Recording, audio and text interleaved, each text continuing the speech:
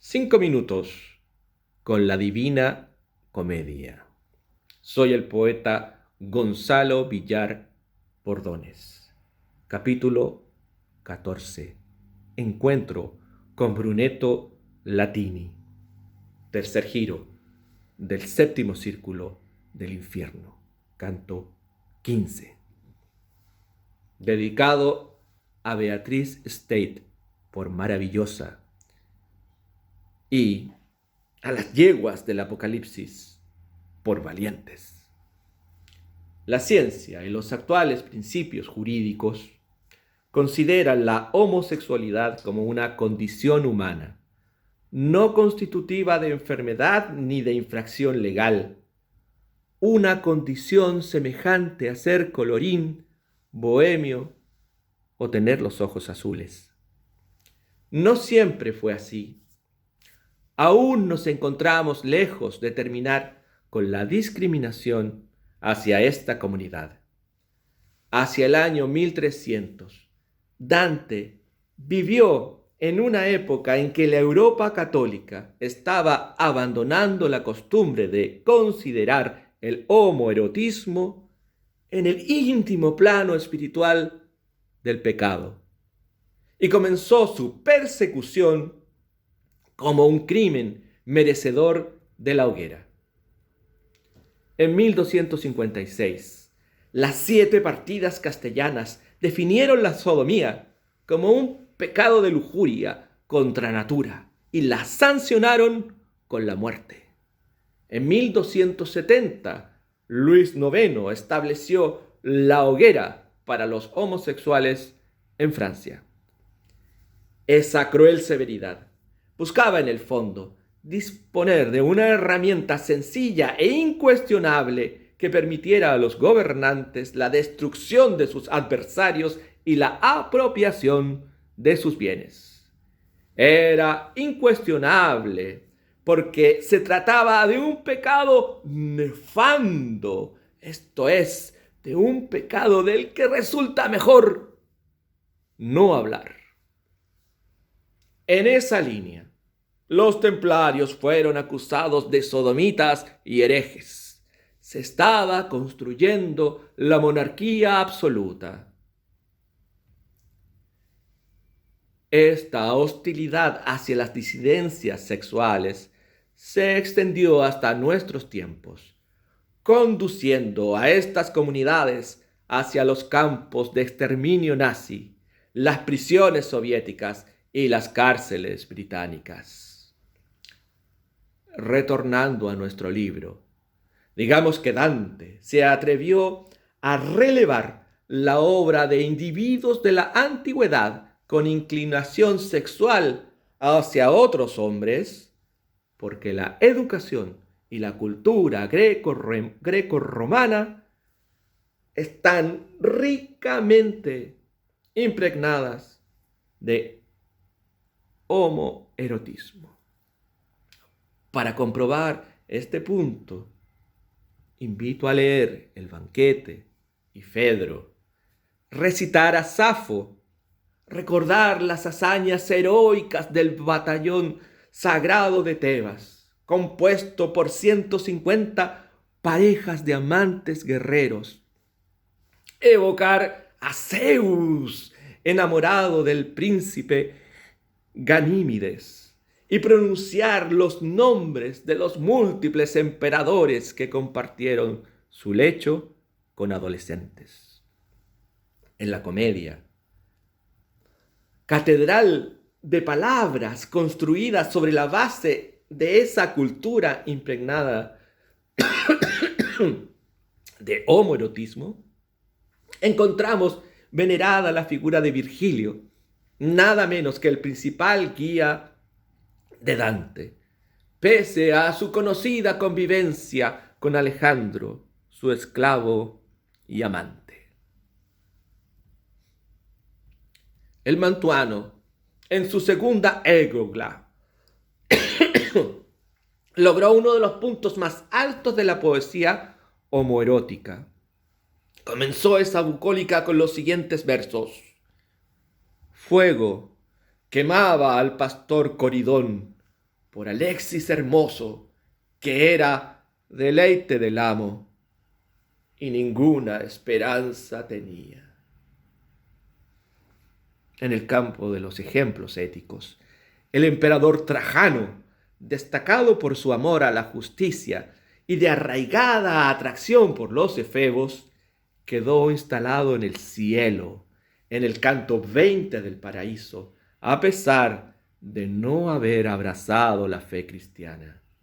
A su vez, encontramos en el limbo al emperador Julio César, quien es llamado reina en el canto 26 del purgatorio por la fama que tenía entre sus soldados.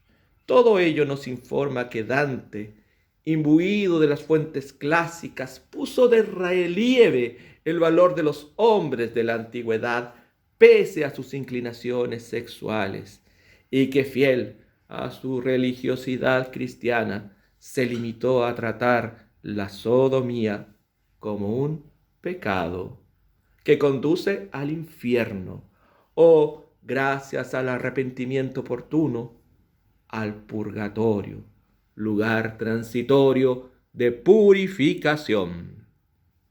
Bueno, abordemos al fin el encuentro de Dante con Brunetto Latini, humanista florentino, jurista, poeta, canciller, embajador, precursor del enciclopedismo, exiliado güelfo, educador florentino y maestro de Dante.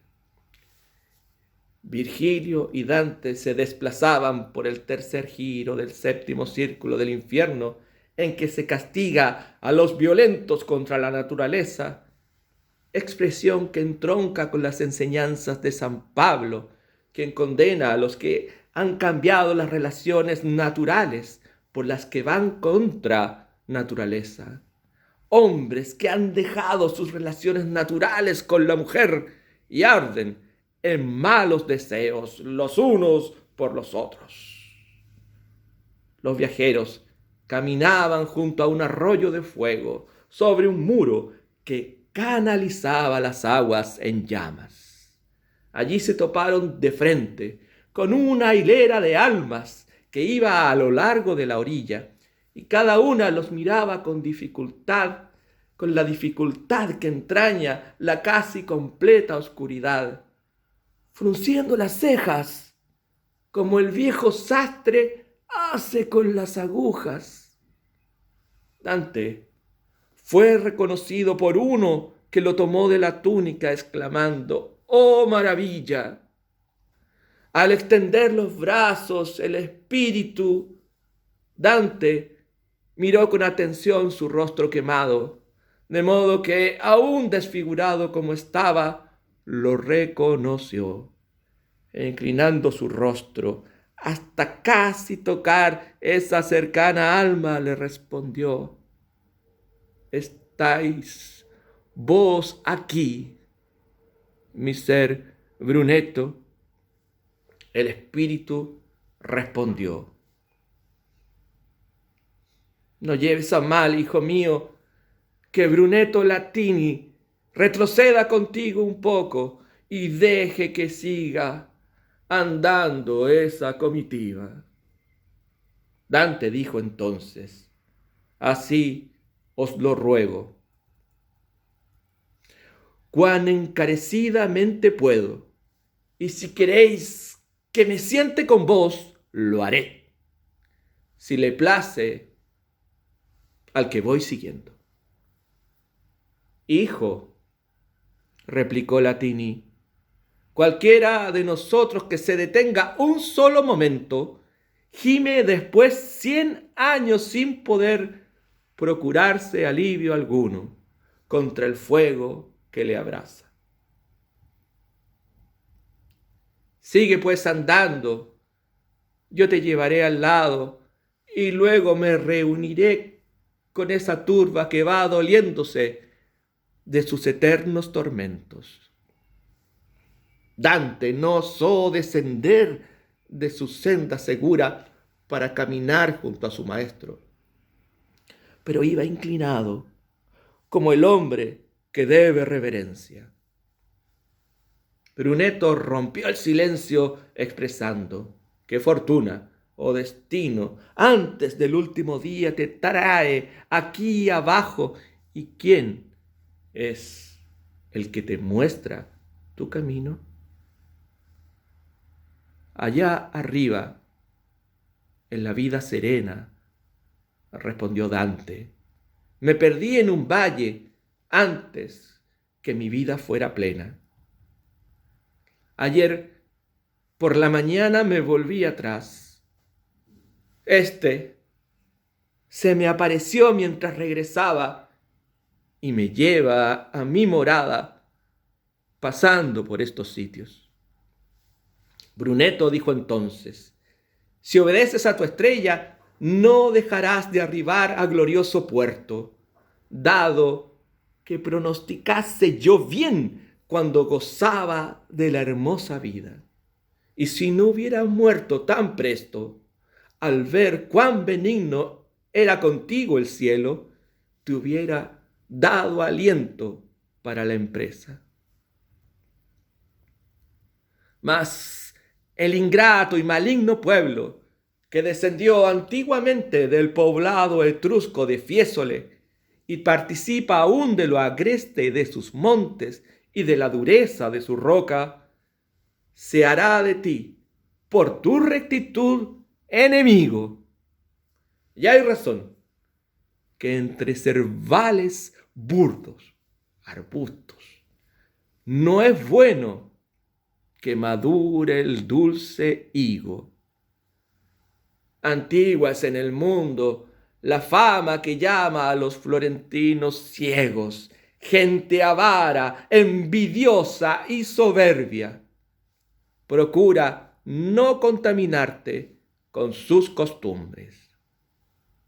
Tu fortuna tanto honor te aguarda que una parte y otra tendrán hambre de ti, pero no se les logrará el anhelo.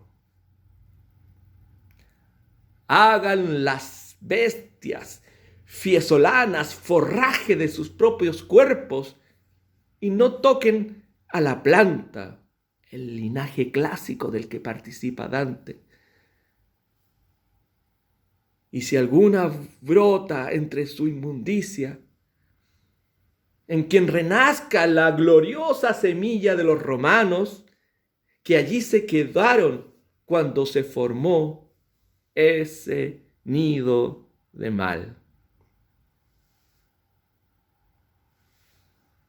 Si estuviera satisfecho mi deseo, respondió Dante, no os veríais privado aún de la humana naturaleza, que mi mente tengo fija, y harto me entristece ver ahora vuestra amada, afable y paternal imagen, cuando continuamente me enseñabais en el mundo cómo se inmortaliza al hombre, y de la gratitud que por ello siento.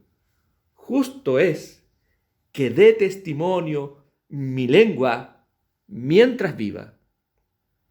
Impreso llevo lo que habéis referido sobre mi suerte, y lo guardo glosado junto con otro texto, la predicción de Farinata, para que me lo explique una que sabrá hacerlo, si llego hasta ella, evidentemente Beatriz. Únicamente quiero que estéis persuadido de que, con tal que no se oponga a mi conciencia, dispuesto estoy a cuanto de mí exija la fortuna. No es nuevo semejante pronóstico a mis oídos, el exilio. Así que mueva su rueda la fortuna como le plazca, y siga el labrador con su azada. Entonces, Virgilio, en alto la mejilla derecha, se volvió para mirar a Dante, y luego dijo: «Bene ascolta chi la nota, Bien escucha quien recuerda, quien analiza, quien toma nota, en distintas capas de sentido. Continuó Dante hablando con el señor Brunetto y le preguntó quiénes de sus compañeros eran los más conocidos y eminentes. El hombre docto respondió: de algunos será bien que sepas, de otros es preferible callar, porque sería breve el tiempo para tan largo relato. Sabrás en suma que todos fueron clérigos o letrados insignes y de gran fama, manchados en el mundo por un mismo pecado. Allí va Prisciano, célebre gramático del siglo IV, y Francisco de Acorso, connotado jurista de la época de Dante. Y entre estos, si tuvieras ganas de mirar tal tiña y no te repugna tanta suciedad, veríais a quien, por el siervo de los siervos, el Papa, fue transmutado del Arno al Baciglione, dejando allí sus mal acondicionados miembros. Se trata de una alusión al obispo de Florencia, Andrea de Mossi, trasladado a Vicenza el año 1295 y muerto allí el año siguiente. Probablemente un caso de abusos contra niños. Cerrando el encuentro, el Espíritu dijo: más diría, pero no puedo ni seguir ni hablar contigo más tiempo, porque veo salir nuevo vapor de la arena, y es verdad que viene más gente con la cual no puedo mezclarme. Te dejo recomendado mi tesoro, en el cual vivo todavía y ninguna otra cosa pido. Se volvió y parecía uno de aquellos que corren por los campos de Verona tras el palio verde, y parecía de los que ganan, no de los que pierden. La citada justa atlética de Verona se corre desde el año 1208.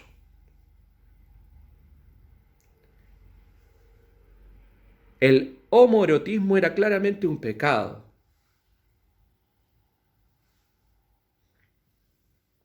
Se establecía así claramente en las cartas de San Pablo, enraizadas en las condenas del Levítico y la destrucción de Sodoma, luego de que todos sus habitantes varones intentaran violar a 2 ángeles. Una pequeña brecha de tolerancia se encuentra en los libros de Samuel, que describe la estrecha amistad entre David y Jonatán, registrando que se besaban mutuamente y que para David el amor de Jonatán fue tan maravilloso que sobrepasó el amor de las mujeres.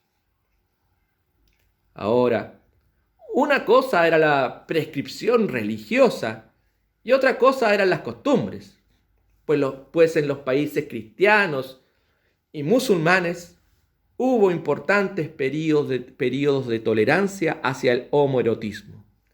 Incluso entre los cristianos se practicó el rito de Adelpho Poiesis, que amparaba la unión espiritual entre personas del mismo sexo. Imagino la emoción de Giovanni Boccaccio cumpliendo su labor de copista y anotando con letra destinada a la eternidad Eni ascolta chi la nota, uno de esos volúmenes ilustrados por la propia mano de Boccaccio, se conserva en la Biblioteca Ricardiana de Florencia. Es conmovedor observar el afecto del discípulo Dante por su maestro Latini, la cortesía del trato, la importancia que se otorga a todo lo que se escuchó, comprendió y retuvo de la enseñanza de aquel gran humanista. Es llamativo que Dante vuelva a emplear el diálogo con un espíritu para contarnos sobre sí mismo. Esta vez su elevada educación guiada por el intelectual Latini y nuevamente su carácter sobresaliente entre los malvados florentinos. Además, sutilmente nos deja entrever sus estudios de astrología y nos habla de su destino escrito en las estrellas. Se ha dicho que en el diálogo sobre la rueda de la fortuna se alude a un pasaje de Boecio, filósofo cristiano de las postrimerías del Imperio Romano de Occidente, y se aprecia una diferencia entre la búsqueda espiritual de Dante, que sería superior a la búsqueda terrenal de Brunetto. La mención a il tesoretto, el tesoro, es de gran significado, porque aquella obra inacabada de Brunetto Latini relata un viaje autobiográfico a través de virtudes, que contiene importantes similitudes con la comedia. De este modo, la obra de Dante es, en cierto modo, la cristalización del proyecto de Latini. El hecho de que el alumno ahora camine en un plano superior y paralelo al maestro nos habla también de esta relación entre sus trabajos. Es llamativo que Dante no presente a sus dos maestros, Virgilio y Brunetto. Hay cierto pudor en mezclar la realidad con la imaginación. Hay una especial discreción por parte de Virgilio, el personaje, a quien en estricto rigor correspondía la misma condena. En el canto 26 del Purgatorio, Dante vuelve a abordar el erotismo homosexual, esta vez como pecado de lujuria. Entre las flamas a las que Dante no se atreve a entrar están Guido Guinizelli, poeta gibelino, precursor del dulce estilo nuevo, y Arnaldo Daniel, famoso trovador, quien mientras era purificado por el fuego, cantó para Dante. Guido Guinizelli dice: nuestro pecado fue hermafrodita, y como no guardamos la ley humana, y procedió bestialmente nuestro apetito, para más oprobio nuestro, recordamos, al separarnos, el nombre de aquella que se embruteció dentro de un armazón, Pasifae. Añadió que se salvó del infierno por haberse arrepentido antes de la hora final. A Guido, Dante también lo consideró un padre espiritual, y el alma de Guido llamó a Dante hermano.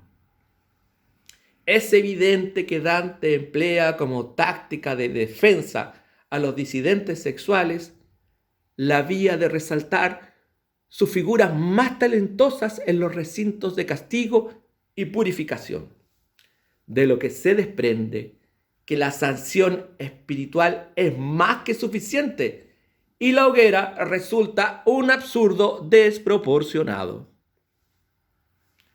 Porque esta amable consideración de Dante hacia las prácticas homoeróticas como ya hemos dicho, porque Dante estaba imbuido de la tradición greco-latina en que se aceptaban dichas prácticas. Porque en sus círculos literarios y políticos eran usuales estas prácticas, lo que él mismo da a entender en el infierno y el purgatorio. Tal vez porque el propio Dante tuvo alguna experiencia homoerótica, como resultaba bastante común en toda el área del Mediterráneo. Ahora, ¿por qué Dante sacó a Brunetto del closet? Intuyo la respuesta. El maestro ya había muerto y su orientación sexual en el pequeño mundillo de los que sabían leer y escribir en la Toscana del 1300 era difícil de ocultar, sobre todo si detuvo sus ojos o sus manos en sus discípulos. Por otro lado, Dante se incorpora a sí mismo en el sistema clásico de educación vinculado al erotismo hacia adolescentes. A cantar a una niña, yo le enseñaba y un beso cada nota siempre le daba.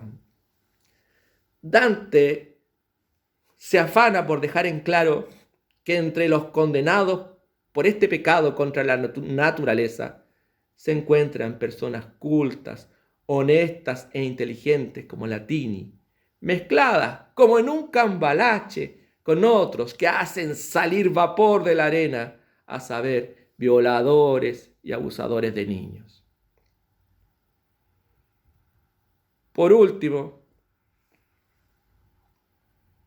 Dante instala a Brunetto Latini en el infierno, movido sutilmente por varias gotas de envidia, entrelazadas con un gesto íntimo de afecto.